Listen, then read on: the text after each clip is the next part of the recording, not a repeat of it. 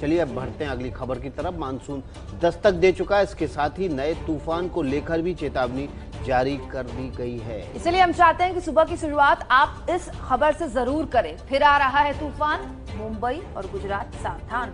Monsoon की दस्तक के साथ ही कर्नाटक, ओडिशा, केरल और मध्य प्रदेश में बारिश शुरू हो चुकी है। जी हाँ, लेकिन चिंता की बात इस बीच क्या है? चिंता की बात निसर्ग तूफान को लेकर है। मौसम विभाग ने इसको लेकर गुजरात, महाराष्ट्र में अलर्ट जारी कर दिया है। 39 साल बाद सबसे खतरनाक चक्रवाती तूफान को लेकर मौसम विभाग ने चेतावनी दी है। इस चक्रवाती तूफान का नाम है निसर्ग। कोरोना की मार से जूझ रहे महाराष्ट्र और गुजरात में निसर्ग तूफान का खतरा सबसे ज्यादा है।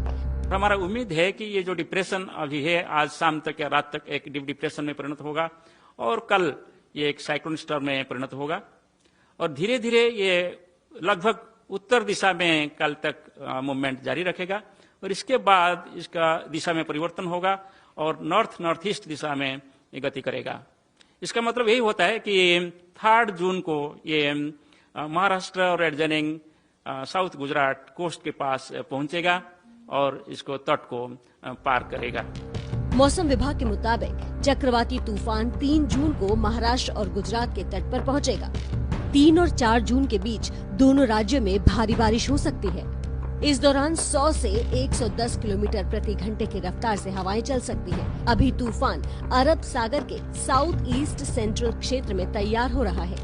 अभी समुद्र में जो विंड स्पीड है वो अभी 45 to 55 kmph gusting to 65 kmph चल रहा है। डिप्रेशन के साथ वो धीरे धीरे बढ़ेगा और कल सुबह ये 60 to 70 किलोमीटर पर आवर होने का उम्मीद हो रहा है जब ये साइक्लोन में परिणत होगा और ये धीरे धीरे बढ़कर हमारा जो उम्मीद है 90 से 105 किलोमीटर प्रति घंटा हो सकता है जब ये तट के पास पार करेगा। यानी ये एक सीवियर साइक्लोन स्टॉर्म के हिसाब से तट के पास आने का हमारा उम्मीद है। मगर फिर भी अभी 3 दिन का पहला फोरकास्ट है ये। अभी हम कंटिन्यूसली इसको एसेस कर रहे हैं और एवरी 3 आवरली और 6 आवरली हम बुलेटिन जारी कर रहे हैं। आप लोगों को हम अपडेट देंगे। चक्रवाती तूफान को लेकर गृह मंत्री अमित शाह ने वीडियो कॉन्फ्रेंसिंग के जरिए महाराष्ट्र और गुजरात के मुख्यमंत्रियों के साथ बात कर हालात का जायजा लिया। गृह मंत्री ने दोनों राज्यों के मुख्यमंत्रियों को हर संभव मदद का भरोसा दिलाया है।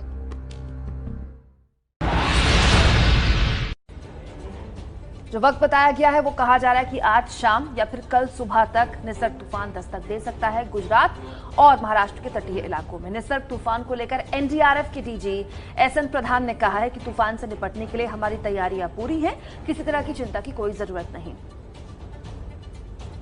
10 और 11, 21 टीमें एनडीआरएफ की दोनों राज्यों में तैनात हैं और करीब 10 और टीमें रिजर्व में रहेंगी और साथ ही साथ पंजाब में स्टैंड बाय में 6 टीमें रहेंगी और 5 टीमें आंध्र प्रदेश में रहेंगी।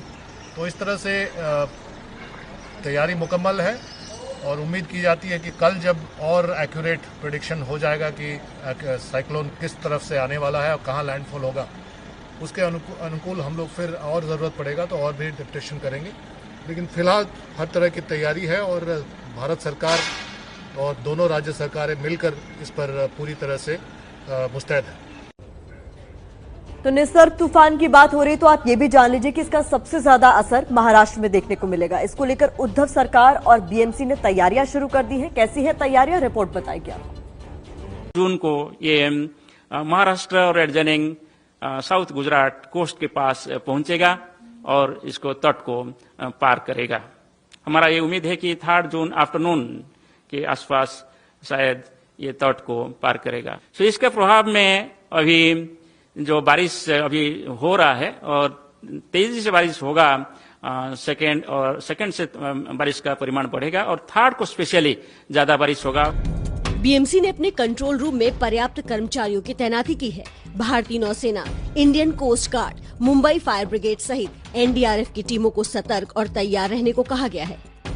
महाराष्ट्र के 5 इलाके मुंबई, ठाणे, रत्नागिरी, रायगढ़ और सिंधुदुर्ग में तूफान का खतरा सबसे ज्यादा है। ऐसे में एनडीआरएफ की 9 टीमों की इन इलाकों में तैनाती की गई है। 9 में से 3 टीमें मुंबई में, 2 पालघर में और एक टीम ठाणे, रायगढ़, रत्नागिरी और सिंधुदुर्ग में तैनात की गई हैं। एनडीआरएफ की टीमें महाराष्ट्र सरकार, मौसम विभाग और जिलों के प्रशासन से लगातार संपर्क में हैं। इसके साथ ही बीएमसी ने सभी 24 विभागों के वार्ड अधिकारियों को निचले इलाकों में रहने वाले लोगों को सुरक्षित जगह पर पहुंचाने और रणनीति तैयार करने का निर्देश जारी किया है। सरकार ने मछुआरों को समुद्र में नहीं जाने के लिए कहा है। आपात स्थिति से निपटने के लिए अस्पतालों में जनरेटर की सुविधा सुनिश्चित करने का आदेश भी जारी किया गया है। देखिए, निसर्ग से हैं सभी सतर्क, नौसेना हो, चाहे कोस्ट गार्ड हो, चाहे बीएमसी हो, चाहे महाराष्ट्र सरकार हो। मौसम विभाग और राज्य सरकारों ने लोगों से, नागरिकों से भी सावधानी बरतने की अपील की है।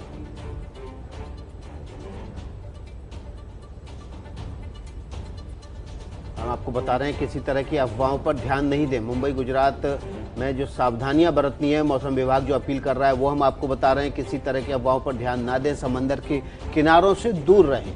मुंबई गुजरात सावधान। मौसम विभाग की अपील यही है कि पेड़ और खंभों के नीचे खड़े होने से आपको बचना है। किसी भी हाल में तूफान आएगा तो ले उड़ेगा। चक्रवाती तूफान के दौरान घर से बाहर ना निकलें। तो ये वो तमाम सावधानियां हैं जो आपको इस दौरान बरतनी है, क्योंकि खतरा अभी टला नहीं है, आने को है। ऐसे में मौसम विभाग ने ये खास अपील लोगों से की है जो भी समुद्री किनारों के आसपास रहते हैं।